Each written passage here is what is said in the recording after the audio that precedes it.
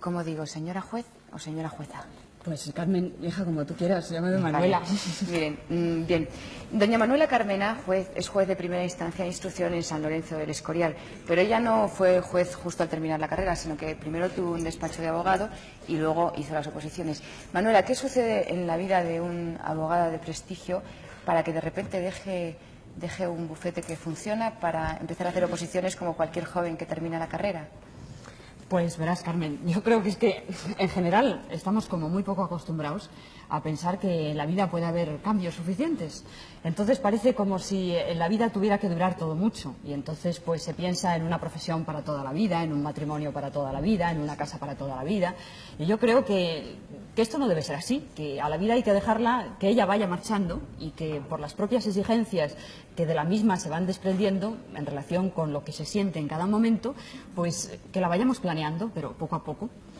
Entonces yo me encontré a los 34 años, después de llevar 14 ejerciendo de abogado, defendiendo exclusivamente a obreros, pues que había concluido una etapa de mi vida. Había ya unos sindicatos obreros, lo que hacía que no fuera necesario el continuar con los despachos laboralistas que yo y otros muchos compañeros habíamos creado. Y entonces pensé que debería cambiar. Creo que también me ayudó en esta decisión el que no estaba muy de acuerdo con los criterios que en concreto pues un sindicato, el que tenía más próximo, que era el sindicato de comisiones obreras, tenía para las asesorías jurídicas de los propios sindicatos. Entonces, al tener esa diferencia de criterios, pensé que no estaba a gusto allí, que no podía continuar y de pronto pues se me ocurrió hacerme juez. Pensé que tenía que preparar unas oposiciones, me compré los programas, libros, papeles y me puse a estudiar. ¿Y la sacaste? Eso sí. Pues hemos traído para llevar la entrevista a Javier González Ferreri, que es director del informativo de las 14:30 de la cadena SER. Javier. Yo para empezar voy a hacerle una pregunta muy simple, quizá muy simple en su formulación, pero seguramente muchísimo más complicada en su respuesta. ¿Cuál es, en su opinión, el estado de la justicia en la España de casi 1982? Pues es una pregunta complicada. Yo creo que el estado de la justicia, pues bueno, podríamos decir que el estado de la justicia debe ser un estado de buena esperanza, un estado de gestación. Al fin y al cabo, la mitología representaba a la justicia con forma de mujer. Pues yo creo que la justicia actual, la justicia de España, tiene que dar a luz unas nuevas formas, unas formas modernas y diferentes que acaben por quitar el terrible temor que la justicia ha inspirado siempre y ha seguido inspirando. Yo creo que la justicia debe ir ganando poco a poco confianza. Me parece que en la democracia se le pide mucho a la justicia, porque no en balde en la Constitución se dice que todos somos iguales ante la ley. Y naturalmente eso va calando en la conciencia de los ciudadanos y se exige que eso sea cierto y que la justicia haga posible el que todos seamos iguales ante la ley. Usted es juez, ¿y cuál es el papel de un juez dentro de la, creo, complicada máquina de la justicia? Pues el papel de un juez fundamentalmente es juzgar, claro está. Ahora, ¿cómo se juzga? Pues yo creo que fundamentalmente se juzga estando muy cerca de la realidad y escuchando y viendo mucho. El juez tiene que oír los testigos, el juez tiene que examinar las pruebas, el juez tiene que levantar un cadáver cuando ha habido un asesinato, cuando ha habido un accidente, cuando ha habido un homicidio. El juez tiene que hacer todas esas cosas, sin duda. Ha hablado usted de la palabra, ha nombrado la palabra democracia. ¿Y cuál es la diferencia en la función de un juez dentro de una sociedad libre o dentro de una sociedad autoritaria o dictatorial, como usted prefiera? Yo creo que la única justificación que tiene el juez en la medida de que juzga y que por tanto aplica la ley es el que esa ley tiene que ser el compromiso de todos, el que se trate de una ley que haya sido apoyada legítimamente por los representantes que componen esa mayoría. Si esa ley no es así, es decir, si no es una ley demócrata, si no estamos en un Estado de Derecho, una democracia, pues para mí la ley no existe. Entonces, en ese caso, los jueces yo creo que dejan de juzgar y simplemente son funcionarios cumpliendo órdenes.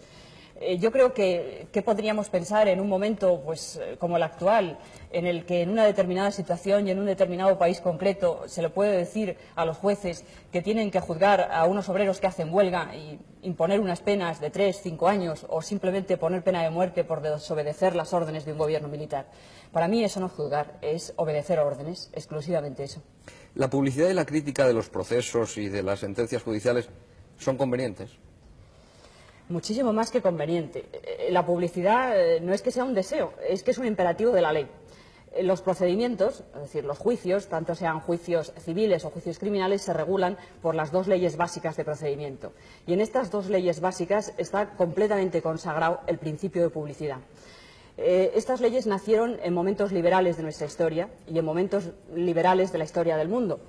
Y yo creo que no es irrelevante el que me parece que fue Voltaire el que decía que a él no le preocupaba que le juzgaran sus peores enemigos si le juzgaban con publicidad.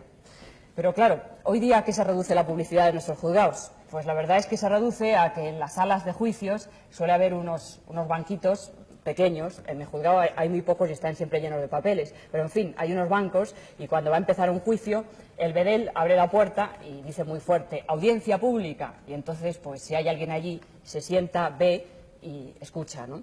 Pero esta no es una publicidad ni moderna, ni que sea capaz de cubrir la necesidad, yo creo, la inmensa exigencia de publicidad que se pensó que debían tener todos los procedimientos.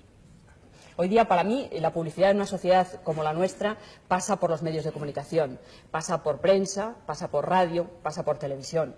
Se me podrá decir que no es posible que la televisión esté en todas las salas de juzgados y de audiencias. Bueno, por supuesto, pero yo creo que hay algún tipo de juicios, como por ejemplo puede ser el que ha de celebrarse para juzgar los hechos del intento de golpe de Estado del 23 de febrero, que forzosamente tiene que verse por televisión, porque yo creo que todos los españoles tenemos derecho de saber qué es lo que ocurre en aquella sala, qué dicen los testigos, qué dicen los abogados, qué dicen los miembros del tribunal. Yo creo que ese juicio debe ser en televisión.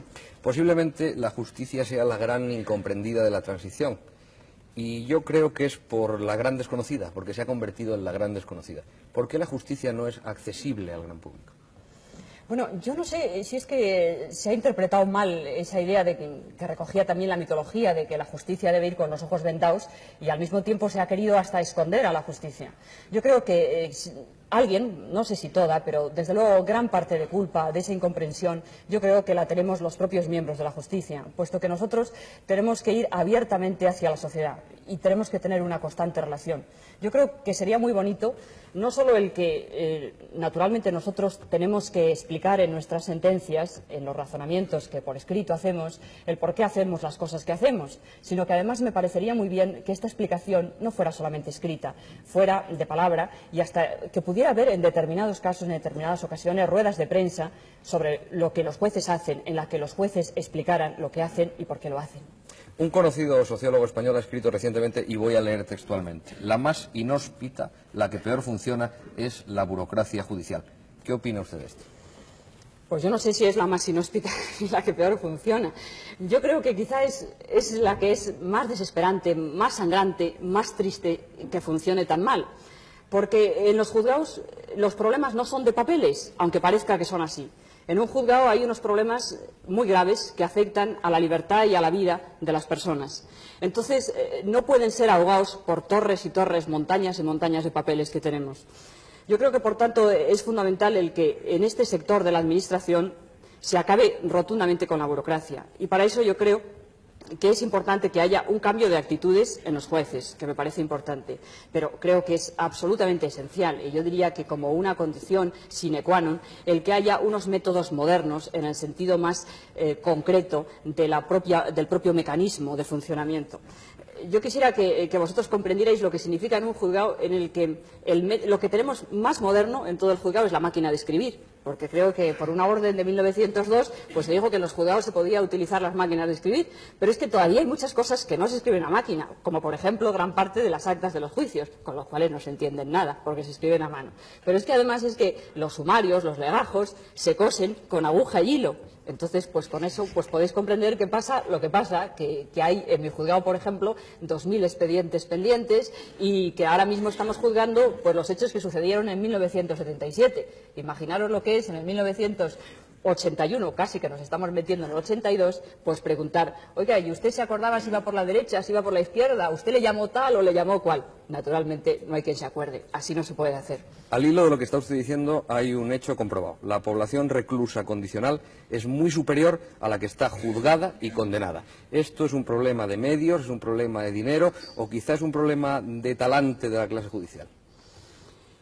Pues yo creo que están incluidos todos los problemas, me parece, pero yo quiero, desde luego, insistir muchísimo en que esos medios mínimos son necesarios, que las plantillas del personal continúan siendo las mismas que venían siendo hace, pues no sé, 12, 15 años. Y fijaros la contradicción que significa el que en un país como este, que hay un gran paro, que la Administración del Estado está abonando seguro de desempleo a muchos trabajadores que no están haciendo nada. Fijaros lo que significa que, sin embargo, en parte de esa Administración, en concreto en la Administración de Justicia, estemos deseosos de gente. Necesitamos gente que vaya a escribir a máquina, que vaya a recoger papeles, a abrir puertas. Hace falta gente y esa gente no sabemos por qué no viene. Se nos está acabando el tiempo, pero yo quiero dos preguntas rápidas. Está muy de moda la libertad de expresión, se está hablando mucho de la libertad de expresión. ¿Qué tiene usted que decir sobre la injuria en la libertad de expresión? ¿No basta el Código Penal o hay que acudir a leyes especiales? ¿Poner una ley sobre la ley es bueno o es malo? Pues yo creo que leyes, cuanto menos haya, mejor. Es decir, yo creo que si habría que hacer algo sería quitar leyes, quitar artículos de las leyes, clarificar las cosas y pensar que la libertad de expresión es un derecho constitucional que el juez no puede tasar y medir. Simplemente el juez lo que puede es analizar y castigar las posibles consecuencias dañosas que el ejercicio de la libertad de expresión puede significar, pero nada más que esto. Ha hablado usted de medir y para terminar yo quiero incidir en este tema. ¿La libertad de expresión es medible por alguien? No, yo creo que no es medible. Es un derecho constitucional y no se puede medir. Tenemos toda la libertad de expresión, lo dice la Constitución. Bien, muchas gracias, señora juez.